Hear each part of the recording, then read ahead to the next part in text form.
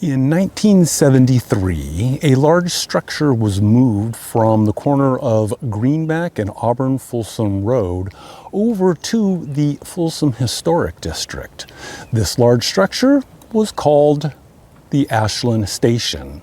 So named because everyone believed that this structure was part of the early 1860s railroad known as the Sacramento, Placer, and Nevada Railroad. And there are some very valid criticisms as to the provenance of that structure and whether it was really part of the railroad or built later.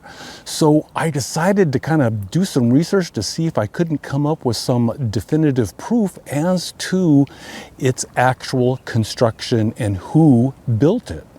I'm along the line of the Sacramento and Placer, Nevada Railroad as it went from what was called Ashlin, the corner of Greenback and Auburn Folsom, up to a little bit north of King Road, short of Rock Springs Road.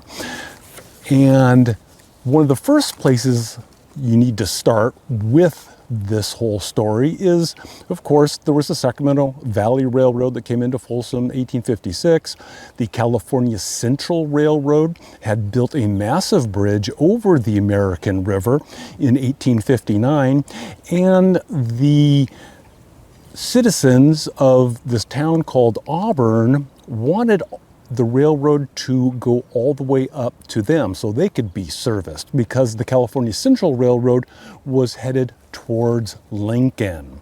So that kind of put a lot of things into motion, and a group was formed and they started working on this, what they called Folsom to Auburn Railroad, and it was eventually christened the Sacramento, Placer, and Nevada Railroad. And in 1860, they hired a gentleman by the name of Sherman Day, a civil engineer, to, lay out a route and look at the profitability for the structure of this railroad. And so I started there, and within his report, he notes that $5,000 should be budgeted for a depot at Folsom, which I don't think was ever built as far as I can tell, and $5,000 for way stations along the road, for passengers, but primarily for freight. So you can see here, this is the line in red of what was built up to 1862 of the Sacramento, Placer, Nevada Railroad. And one of the criticisms of the attribution of the Ashland Station is that it does not show up on any maps. And that's correct. I have not been able to find this structure on any particular map. But there is a problem with maps, especially in the 1860s. But what I did come across was a grant deed from George and Elizabeth Little to the Sacramento and Placer, Nevada Railroad.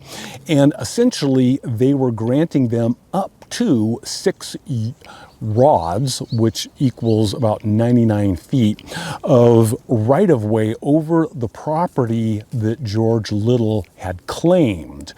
And this was after the map was laid out by J.P. Robinson. He laid out the map in August 30th, 1861, and they signed the deed over to the railroad in November of 1861. So it's possible that this structure was built after this map had been drawn.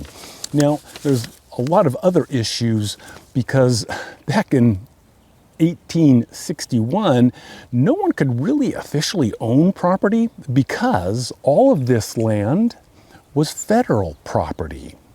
And until the General Land Office maps were published for a particular township and range, you couldn't buy it from the federal government. You couldn't put in a preemption for the land.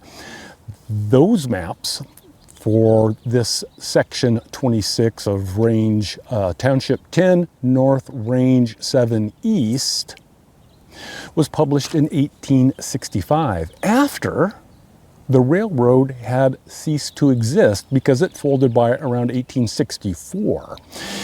And when we look at the map from 1865, they do note the railroad bridge across the river, which was still there. And there's a Lincoln Road, which was noted as the Californian Central Railroad that ran along Greenback. And then there's this other road, but nothing about the Sacramento, Nevada, and Placer, because really it didn't exist. The rails had been or were in the process of being ripped up at that point in time. It wasn't until about 1868 that George Little was finally able to put in application for property from the federal government, and he was awarded a land patent in 1868. And he got the southeast corner of section 26 and these two lots, lots 3 and 4. And the whole lots were kind of odd because that section to the west butted up against the San Juan land grant. So it couldn't go all the way over to the full width of what is a traditional section. So he was able to actually get title to the land in 1868. Again, years after the railroad had been defunct and gone away. We see in the 1870 map from the Sacramento County Assessor's Office that George Little's name does show up, and the little town of Ashlin, a very small community, is marked right across the river from Folsom. So what I did do, and what many other people have done, is I took the Sacramento and Placer, Nevada Railroad map and laid it over a 1941 USGS topographical map, and it's not perfect, but it kind of shows you where the line would come. We're over the river, and you can see the CCRR, that's the California Central Railroad, and then Big Gulch, and the Big Gulch was right over there. That was essentially a very deep ravine with a creek running through it, and originally Ashlin was called Big Gulch, and it's referred to in many newspaper stories. And you can see how the railroad kind of curved around these hills here and then went to the right, which was north on this map, towards the Auburn Station. So that kind of gives us an indication of where this railroad went. And when I laid it out on a 1964 aerial photo, low resolution, not great, and these lines are kind of approximate, but the 1964 image shows a structure with the profile very close to the structure that we see over in Folsom in the historic district. And it lines up very well with the section number, Folsom Auburn Road, and the railroad line, the SPNRR, Sacramento Placer, Nevada Railroad, Big Gulch over there to the west. Now, George Little, he came to California in 1851 and settled in this area and remained here his whole life. He became a fixture of the town of Ashland and the surrounding Folsom region. And you can see the many deeds that I was able to find, the property transactions for George. He was trading property in this area before he actually officially owned it, but many individuals would file different deeds and grants with the Sacramento County or whatever county they happen to be in, just to, start the process of preemption, that they were on the land and they were working in it, because that was one of the requirements for getting the land from the federal government, is that you were on the property. And of course, we see that 1861 deed to the Sacramento, Placer, and Nevada Railroad. He also sold or traded some land to his son, William, in 1884. So he was around in this area, and they got the name wrong in the newspaper article, but in 1868, he blew up a whole bunch of kegs of dynamite trying to find gold up in these hills. And I guess inadvertently, from the way the story reads, the gentleman that was helping him work the claim was killed in that mine explosion. But later on in 1883, he does find a good pocket of gold. I don't know if it was in the granite or in between the granite, but it was noteworthy in the local newspapers. And I also found that George Little was buying water from the American River Water and Mining Company, which would become the North Fork Ditch. And because he was irrigating crops on his property, lot 4 and 3 and the rest of the section in section 26, we can see that water receipt is signed by C.T.H. Palmer, who was the treasurer of the American River Water and Mining Company. So we don't find many records for the railroad, and specifically this station that was on his property. And that's confounding, because there it was. We don't even really see any roads on assessor maps until about 1884. But this 1878 assessor's map shows George Little still owning the property. Now, George stayed in this country until 1908, when he died a short distance from here on his son's property.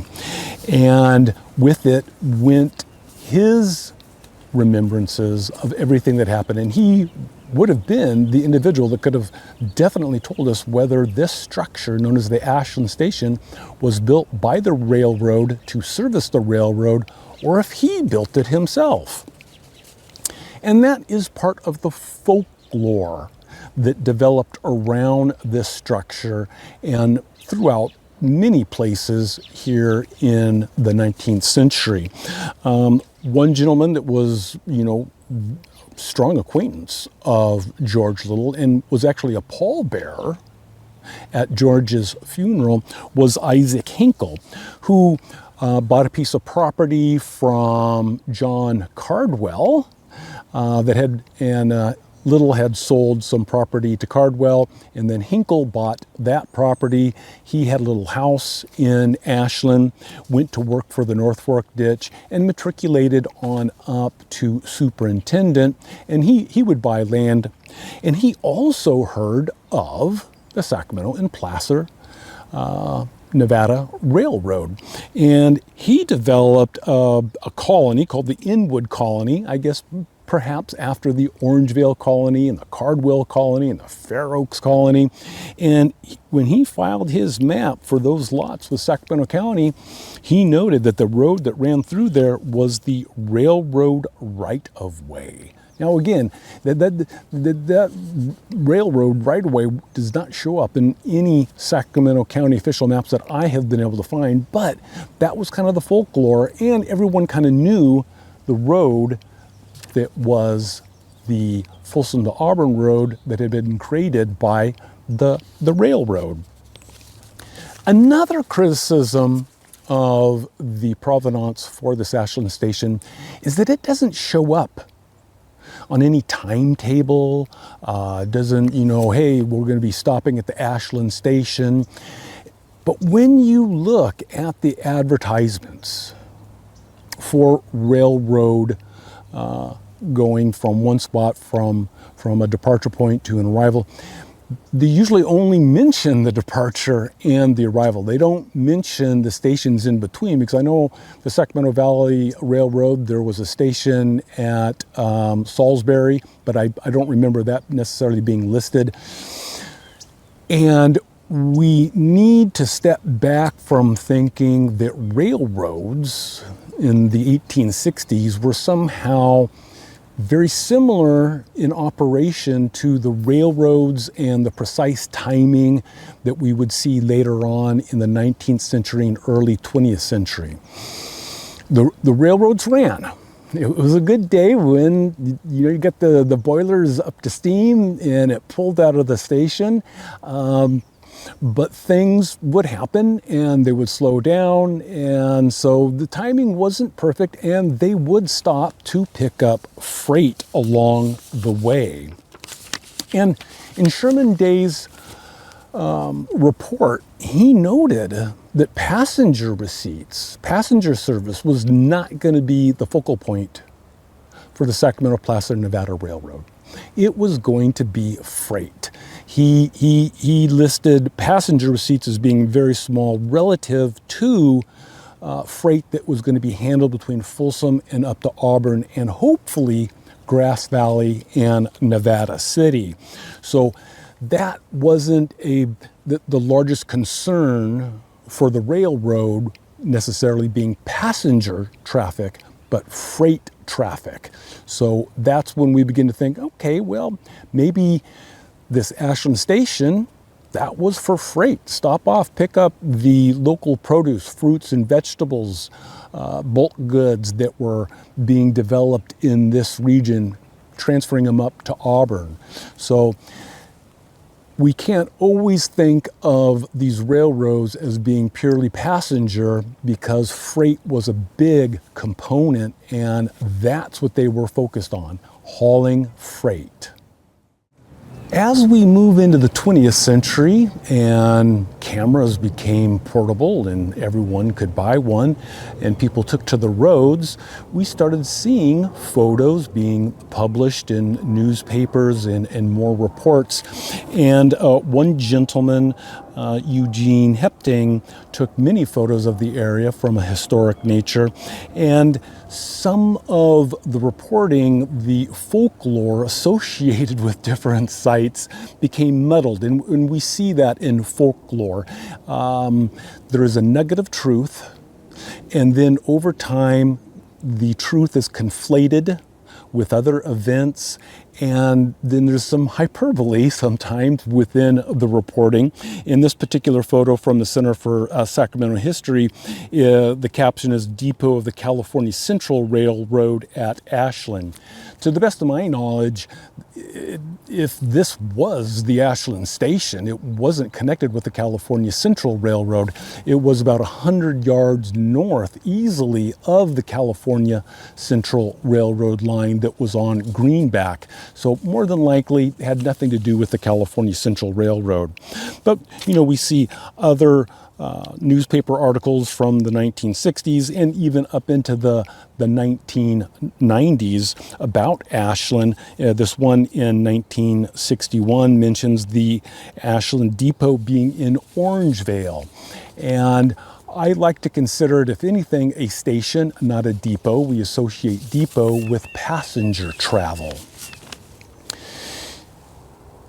The last property owner of the land where the Ashland Station was sited was Royal Armstrong. He bought the property in 1939.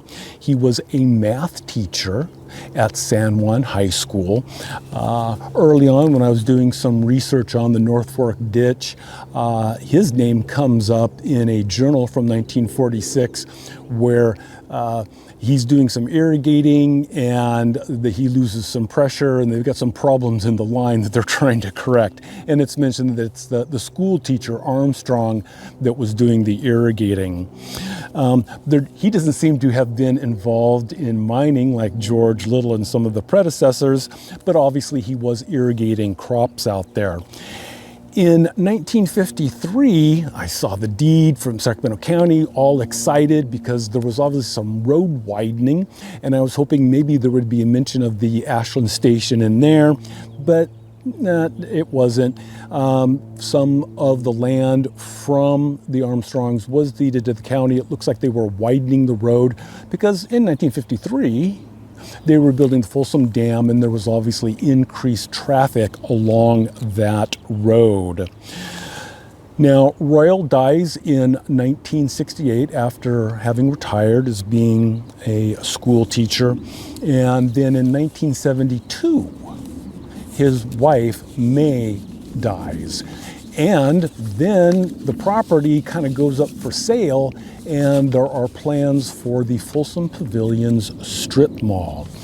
So based on local folklore of many people who had passed this structure, local citizens rallied around, raised money, went over to the site, were able to get the permission of the city of Folsom to move this Ashland Station from Auburn, Folsom, Greenback, across the Rainbow Bridge to its current location in the Folsom Historic District. And that must have been a monumental undertaking to move such a structure, regardless of how old it was. Maybe it was only 80 years old or so, but quite a bit, because obviously the folks in this area were strongly connected to the belief that this was the Auburn Station and a connection to the historic railroad. And so it was moved over to its current location there at Wool and Leidesdorf Street. And there are some criticisms of, this wasn't a station, it was just a barn or packing shed. But there are some unique differences. Barns of that era, even today, are built at grade. They're not elevated like this Ashland Station was. Homes were elevated because you wanted to be above the bugs and the snakes, but barns, carriage houses, stables, they were all built at grade because it was easier to get, your equipment in and out. And yes, I'm sure it probably was used as a packing shed in later years because this area had a lot of vineyards and pears and other fruit that was being grown. But why would you have an elevated structure unless it was associated with the railroad to transfer easily goods from the platform of the station over to the flatbed car, like we see in this one image from Sacramento. Some of the stuff was pretty heavy, so why lift it up, raise up the platform? And the Ashland Station did have a ramp to get heavy stuff up and then over to a platform. And when you look at an image of Ashland Station as it's sited over there in the Folsom Historic District, you can see how it's been raised up, and there's some stairs to get into it, an old weather-worn structure to be sure. But there's something else very interesting. A very unique aspect of the Ashland Station is its construction of mortise and tenon joints. And that is when you fashion a tenon, you reduce the end of a beam, so it's a tongue, and then you cut a hole or a mouth mortise into another beam and then slide the two in, mortise and tenon, and it creates a very strong bond and very solid and substantial. And when you did not have a lot of nails and you knew that there was going to be a lot of weight placed on the structure, mortise and tenon was the way to go, at least in the 19th century. And it was not uncommon for men to know how to fashion this, but most people did not go to that expense when it came to building a barn or something of that nature. So we can see that the Ashland Station is raised, and underneath it is the mortar and tenon construction. And you can see in these photos of the Ashland Station, and these were pulled from a document that was trying to get the Ashland Station for historic recognition. And what is interesting to me as I go through and I study history is that it was always known as the Ashland Station, as far as I can tell. It was not attributed to any one builder or owner, which we normally see when you're going through newspaper reports and everything. When someone did something of a substantial nature, that location, that spot, that structure was known for those individuals. I'm thinking of Baldwin Dam up on the North Fork of the American River, built in the 1880s. Kelly's water wheel, a big water wheel in the North Fork ditch up by Rattlesnake Bar. Avery's Pond, which I'm not sure if Avery had a hand in fashioning the pond, but it was near his property, but it was a mud settling pond for the North Fork ditch. There's the Hinkle Reservoir, not the one that it was built in the 1950s through the Folsom Dam, but the one built that resides underneath the right wing dam of Folsom Dam. Isaac Hinkle purchased that property in 1902. They graded it, and I believe this photo shows 1916, and it was a reservoir for the North Fork ditch. And even though on the map it says NFD Reservoir, people knew it as Hinkle Reservoir.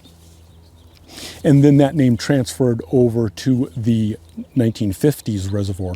There was the Kinsey and Thompson Bridge, the wire rope suspension bridge over the American River. And long after Benjamin Norton Bugbee had left the South Fork of the American River, his Natoma Vineyard was still referred to as Bugbee's Vineyard because he's the one who developed it. But we don't see that with the Ashland Station. Now, if George Little built it and people knew that, they probably would have called it Little's Barn or something.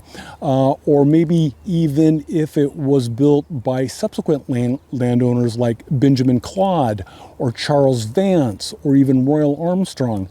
But that name was never, the owner's name or the builder's name was never associated with it. It was always referred to, as far as I can tell, as Ashland Station, which to me is odd, unless it really was associated with the railroad, and it would have been improper for George Little to have claimed ownership or construction of that very substantial structure we know as Ashland Station. One other little interesting tidbit that sometimes we forget is that during the early 1860s, we were in a civil war. And this strained resources, it strained the relationship between men. I believe that some of the maps from the General Land Office were delayed because of the Civil War. So there was a lot of things going on that may or may not have contributed to, locating or putting that particular structure on anyone's map. And Ashlin, the town of Ashlin, did raise money and contributed to a fund to help wounded Civil War soldiers. So that was a big part of life back in the 1860s. And sometimes other events and structures, didn't get as much attention because the Civil War was going on. Overall, because of the nature of the structure being elevated, the substantial mortise and tenon construction, and that it really couldn't have been used for a normal barn, which would have been at grade level, I'm tending to believe the folklore that it was with the associated with the Sacramento, Placer, Nevada Railroad. Now, I don't have definitive proof. Maybe sometime going through some old letter or receipts down at the Bancroft or Huntington, someone or myself will come across something and go, aha, this really explains who built it and why it was there. But until then, I'm leaning towards it being associated with the railroad for all of the different reasons.